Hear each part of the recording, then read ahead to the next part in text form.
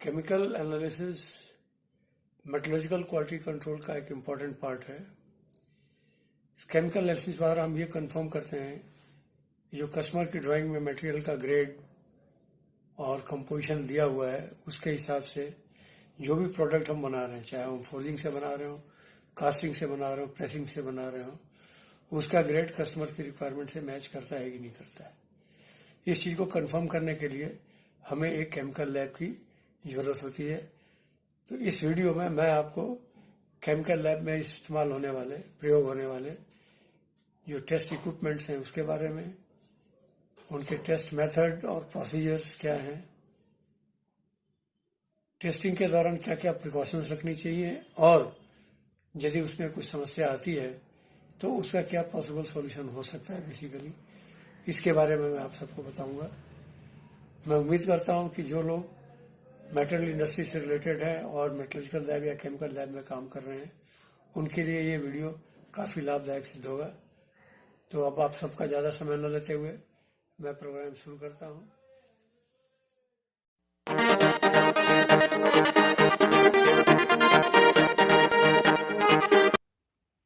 नमस्कार साथियों, metallurgical quality control series 1 के पार्ट 1 में मैं जगदीश चौबे आप सबका अपने चैनल जगदीश चौबे पे स्वागत करता हूं। जैसा कि मैं पहले बता चुका हूं, ये वीडियो जो है बेसिकली केमिकल एनालिसिस के ऊपर है कि मेटलर्जिकल एनालिसिस का एक इम्पॉर्टेंट पार्ट है। इस वीडियो में मैं क्या क्या कवर करूंगा वो मैं आपको बताऊं। देखिए, कवरेज रहेगा, पहला है टेस्ट इक्विपमेंट्स के बारे में, दूसरा है टेस्ट प्रोसीजर्स एंड मेथड, तीसरा है प्रिकॉशंस और चौथा है problems and their possible solution. ये कवरेज रहेगा मेरा इस वीडियो के अंदर। पहले आते हैं केमिकल एनालिसिस के फर्स्ट पार्ट में, दैट इज टेस्ट इक्विपमेंट। ये मैंने आपको 3 जो जनरली ऑलमोस्ट हर एक केमिकल लैब में पाए जाते हैं। एक है कार्बन एंड सल्फर एपरेटस, जिसको स्टॉलिंस एपरेटस भी बोलते हैं। बेसिकली इससे कार्बन का ज़्यादातर लोग इसका यूज़ करते हैं उसकी एनालिसिस के लिए। सल्फर भी इससे किया जा सकता है, लेकिन जनरली ये कार्बन के लिए यूज़ किया जाता है। इसके अलावा ये केमिकल लैब है, ये आप देखिए, इसमें आप अलग अलग रिएजेंट्स वगैरह रखे हुए हैं, ठीक है। और ये आपका हॉट प्लेट वगैरह है, इसके साथ साथ कोने में एक एग्जॉस्ट चैम्बर होता है। ये सारा कुछ ड्यूरिंग एनालिसिस का इस्तेमाल किया जाता है। और तीसरा जो मैं दिखा रहा हूँ आपको है स्पेक्ट्रोस्कोप। ये टेबल टॉप मॉडल है, इसमें भी कई वैरायटी आती है, मोबाइल भी आता है, लेकिन लैब में जनरली टेबल टॉप मॉडल ही यूज़ किया जाता है, इसीलिए मैंने सिर्फ इसको यहाँ कंसीडर किया है, ठीक है। अब आ जाते हैं टेस्ट प्रोसीजर्स एंड मेथड। तो देखिए, जनरली जो टेस्ट प्रोसीजर्स है, वॉल्यूमेट्रिक है, ग्रेविमेट्रिक है, और तीसरा जो स्पेक्ट्रो एनालिसिस है जो कि OES मतलब ऑप्टिकल एमिशन स्पेक्ट्रोस्कोपी, हम इसको यूज़ करते हैं, जिसमें कि इलेक्ट्रोड्स के थ्रू स्पार्क जनरेट किया जाता है और वो सैंपल पे रखा जाता है, और उससे जो रेज निकलती हैं, जो वेव्स निकलती हैं, उनको एनालाइज करके हम उसको कंफर्म करते हैं कि क्या कार्बन कंटेंट है। तो अलग अलग एलिमेंट्स के अलग अलग नेचर होता है, उसके हिसाब से उसको कंफर्म किया जाता है। वॉल्यूमेट्रिक एंड ग्रेविमेट्रिक जो यूज़ किया जाता है उसमें मैं ज़्यादा डिटेल में नहीं जाऊँगा, क्योंकि सारे एलिमेंट्स का बताना बहुत मुश्किल हो जाएगा मुझे। तो इसके लिए मैंने रेफरेंस दे दिया है इंडियन स्टैंडर्ड IS 228। इसके 23 पार्ट्स हैं, अलग अलग एलिमेंट के लिए, अलग अलग कंडीशंस के लिए, जिसमें कि वॉल्यूमेट्रिक भी है, ग्रेविमेट्रिक भी है, ठीक है, और डिजॉल्व गैसेज वगैरह का भी इसमें दिया हुआ है। ये सारा आप IS 228 के थ्रू आप पढ़ सकते हैं, इसको डिटेल में जान सकते हैं कि कैसे करने का है प्रोसीजर जो है। और स्पेक्ट्रो एनालिसिस का जो भी मैन्युफैक्चरर्स है उनका अपना एक पूरा ऑपरेशन मैनुअल होता है, और उसमें सारे डिटेल दिए होते हैं कि आपने कैसे उसको ऑपरेट करना है। तो ये सारी चीज़ें आपको ऑपरेशन मैनुअल में मिल जाएंगी।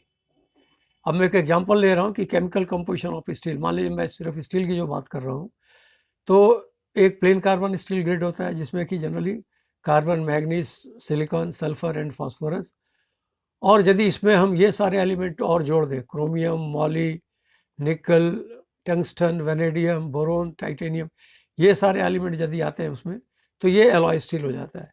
सो एलॉय स्टील है combination of plane carbon steel plus this alloy content, ठीक है।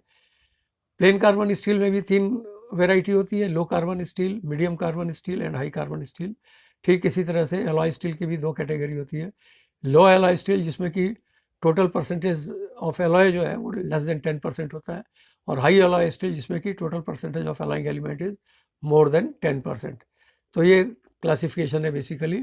तो इन चीज़ों को देखने के लिए जो मैंने आपको ये ऊपर की बातें बताई वो सब हम इस्तेमाल करते हैं, और ये फाइनली हम इसको एनालाइज करके बताते हैं कि क्या इसका केमिकल कंपोजिशन जो भी आप टेस्ट कर रहे हैं, और क्या वो केमिकल कंपोजिशन कस्टमर की रिक्वायरमेंट के हिसाब से, ड्राइंग के हिसाब से, उसके ग्रेड के हिसाब से मैच करता है कि नहीं करता है। अब इस टेस्टिंग के दौरान हमें क्या क्या सावधानियां रखनी होती हैं और क्या प्रॉब्लम हम फेस करते हैं और उनका क्या पॉसिबल सॉल्यूशन है, वो मैं आपको बताऊंगा। देखिए, प्रिकॉशंस बेसिकली है जो भी calibrated standard sample close to chemistry, चाहे वो वॉल्यूमेट्रिक एनालिसिस हो, चाहे वो ग्रेविमेट्रिक हो, या चाहे आपका स्पेक्ट्रो हो, हर एक के केस में हम एक स्टैंडर्ड सैंपल का इस्तेमाल करते हैं। जनरली कोशिश ये होनी चाहिए कि इनकी जो स्टैंडर्ड सैंपल की जो केमिकल कंपोजिशन है it should be close to जिस टेस्ट सैंपल को आप चेक करते हैं। जैसे मान लीजिए प्लेन कार्बन स्टील को आप चेक कर रहे हैं, या उसमें आप मीडियम कार्बन स्टील का चेक कर रहे हैं, मान लीजिए प्लेन कार्बन में, तो स्टैंडर्ड सैंपल भी उसी के आसपास की केमिस्ट्री होनी चाहिए, अदरवाइज रिजल्ट में आपको वेरिएशन मिलेगा। ठीक है। उसके बाद दूसरा जो है वॉल्यूमेट्रिक एनालिसिस में accuracy of normal solution in volumetric analysis, कि जो भी आप सॉल्यूशन बनाते हैं, चाहे वो n/5 हो, n/10 हो, अलग अलग एलिमेंट्स के लिए, उनकी एक्यूरेसी होनी बहुत ज़रूरी है। यदि उसमें कहीं ठीक नहीं बन पाया सॉल्यूशन तो आपके रिजल्ट ठीक नहीं आएंगे। तो ये प्रिकॉशन आपने रखना है कि जो भी आप बनाए सॉल्यूशन वो सही बने, स्ट्रेंथ सही हो उसकी। तीसरी जो है वो purity of oxygen, argon gas in spectro. Spectro के केस में जनरली ग्रेड 5 यूज़ करते हैं, जिसका 99.999% आर्गन होता है, उसकी प्योरिटी होती है। लेकिन कुछ एक जगह पे लोग ग्रेड 4 भी इस्तेमाल करते हैं, लेकिन मैं ये कहूँगा कि आइडियली जो है आप ग्रेड 5 का इस्तेमाल कीजिए, इसमें 99.999% तक की प्योरिटी होती है। ये प्रिकॉशंस आपने रखने हैं ड्यूरिंग केमिकल एनालिसिस। अब आता है कि क्या प्रॉब्लम हम फेस करते हैं। बेसिकली जो मेजर प्रॉब्लम है यही फेस किया जाता है कि रिजल्ट्स में वेरिएशन आता है। कई बार रिजल्ट्स आपके जो होते हैं वो जो आपका रॉ मटेरियल सप्लायर है उससे मैच नहीं करते, उसकी केमिस्ट्री से मैच नहीं करते, या जो कस्टमर की रिक्वायरमेंट है उसके हिसाब से मैच नहीं करते। किसी न किसी एलिमेंट में कुछ ना कुछ वेरिएशंस आ जाता है, और ये variation more than tolerance limit से ज़्यादा होता है, चाहे वो कार्बन हो, मैग्नीज हो, क्रोमियम हो। टॉलरेंस लिमिट हर एक की होती है, उससे यदि ज़्यादा आता है तो लगता है कहीं ना कहीं कुछ एरर है। तो इस एरर को कंफर्म करने के लिए आपको जो इसका पॉसिबल सॉल्यूशन हो सकता है कि पहले तो आप जो स्ट्रेंथ आपने जो सॉल्यूशन का बनाया वॉल्यूमेट्रिक में उसको कंफर्म कीजिए, और आर्गन की प्योरिटी को भी कंफर्म की कि जो आप आर्गन सिलेंडर लगा हुआ है उसकी प्योरिटी लेवल क्या है। इन केस प्योरिटी लेवल ठीक नहीं है तो फिर आप आर्गन सिलेंडर को आप चेंज कीजिए और सही प्योरिटी वाला ग्रेड 5 का आप इस्तेमाल कीजिए, तो इससे आपकी काफ़ी समस्या दूर हो सकती है। इसके अलावा verify with standard calibrated samples both in volumetric and spectro analysis. दोनों ही केस में, चाहे वॉल्यूमेट्रिक कर रहे हो या स्पेक्ट्रो कर रहे हो, जो भी स्टैंडर्ड कैलिब्रेटेड सैंपल आप यूज़ करते हैं उसको आपको वेरीफाई करना बहुत ज़रूरी होता है। स्पेक्ट्रो के केस में सेट सैंपल्स होते हैं जो कि डे टू डे यूज़ किए जाते हैं। इसके अलावा use calibrated samples close to the chemistry. जो आप कैलिब्रेटेड सैंपल यूज़ करते हैं स्टैंडर्ड, चाहे वो वॉल्यूमेट्रिक एनालिसिस के लिए हो, जनरली वॉल्यूमेट्रिक एनालिसिस के लिए अलग अलग कार्बन, मैग्नीज, क्रोमियम के कंटेंट के हमारे पास NML के सैंपल्स होते हैं जिनको हम यूज़ करते हैं। इसी तरह से स्पेक्ट्रो में हम BS स्टैंडर्ड यूज़ करते हैं। तो ये इनकी जो केमिस्ट्री है जो आप कर रहे हैं चेक, उसके जितना क्लोज हो उतना अच्छा है। आप कैलिब्रेट तो कर रहे हैं अलॉय स्टील के सैंपल से BS का, और है वो आपका प्लेन कार्बन स्टील, तो रिजल्ट में वेरिएशन आएगा ही, कहीं ना कहीं कुछ ना कुछ वेरिएशन आएगा। तो ये आपने कंफर्म करना है कि उसकी केमिस्ट्री जो है क्लोज टू टेस्ट सैंपल से हो। उसके अलावा स्पेक्ट्रो में एक चीज़ देखी गई है कि partial burning of test samples. जैसा कि आपको मैंने बताया कि इसमें बेसिकली स्पार्क मेथड है, जिसमें कि इलेक्ट्रोड के थ्रू स्पार्क पैदा किया जाता है, जो कि टेस्ट सैंपल जो ऊपर उसके रखा होता है उसको वो बर्न करता है। कई बार किसी वजह से, किस कारण से ये सैंपल बर्न नहीं हो पाते हैं, या जल्दीबाजी में लोग हटा देते हैं, या फ्लैशिंग टाइम कम कर देते हैं आर्गन का, ये सारी चीज़ें होती हैं। उसकी वजह से कई बार सैंपल जो है पूरी तरह से बर्न नहीं होता है, आधा काला और आधा सफ़ेद रहता है। तो उस केस में आपको ये देखना है कि उस रिजल्ट को आप नेगलेक्ट कर लीजिए। प्योरिटी के केस में जो मैंने आपको आर्गन का बताया, अपार्ट फ्रॉम प्योरिटी उसके अलावा और 2-3 कंडीशंस हैं, जैसे उसका प्रेशर कैसा है। जनरली मिनिमम 1 टोर होना चाहिए जो कि वैक्यूम क्रिएट करता है। इसके अलावा ट्यूबिंग के जो डायमेंशन है, चाहे वो फीडिंग ट्यूब हो चाहे वो आउटलेट ट्यूब हो, उसके डायमेंशंस प्रॉपर होने चाहिए। और एक फ्लशिंग टाइम होता है, ये flushing time in general 45 to 60 minutes का होना चाहिए, लेकिन जल्दीबाजी के केस में लोग इसको 20-25 मिनट के भीतर निकाल लेते हैं। इसकी वजह से भी आपका रिजल्ट सही नहीं आएगा।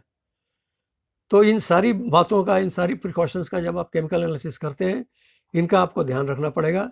और यदि आप ये ध्यान रख के करते हैं तो आपका रिजल्ट सही आएगा। आशा करता हूँ कि जो लोग इस फील्ड में काम कर रहे हैं और जिनको इस तरह की समस्याएं आती हैं, उनका कुछ ना कुछ उनको पॉसिबल सॉल्यूशन मिल गया होगा। इन चीज़ों को जो अपनाएं अपने डे टू डे प्रैक्टिस में, और जो आपकी रिपोर्टिंग हो उसे आप एक-एक, 2-2 बार ज़रूर कंफर्म करें। कई बार एक सैंपल से नहीं होता है, तो हो सकता है थोड़ा सैंपलिंग आप बढ़ा दीजिए जहाँ भी डाउट आता है, लेकिन जो रिजल्ट आप दें वो कम से कम सही होना चाहिए। इस चीज़ का आपको ध्यान रखने का है। तो अब मैं इस वीडियो को यहीं समाप्त करूँगा, क्योंकि मैंने आप सब लोगों का बहुत शुक्रगुजार हूँ कि आप लोगों ने इसको सुना, समझा, और कोशिश कीजिए कि इसको अपने डे टू डे लाइफ में जहाँ आप काम करते हैं उसको भी आप इस्तेमाल कीजिए। और ख़ुद देखिए इस वीडियो को, शेयर कीजिए, अपने दोस्तों को दिखाइए, और यदि आप मेरे इस चैनल पर नए हैं तो आप इसको सब्सक्राइब भी कीजिए। इसके बाद मेरा अगला जो पार्ट 2 आ रहा है वो हार्डनेस टेस्टिंग के ऊपर होगा। जैसे मैंने आपको शुरू में ही बताया था, पार्ट 0 वाला जो इंट्रोडक्टरी मेरा वीडियो था उसमें मैंने कई एक टेस्टिंग के बारे में बताया था, तो हार्डनेस टेस्टिंग में पार्ट 2 में कवर करूँगा। तब तक आप इंतज़ार कीजिए। सो आप सबका बहुत बहुत धन्यवाद। Thank you very much.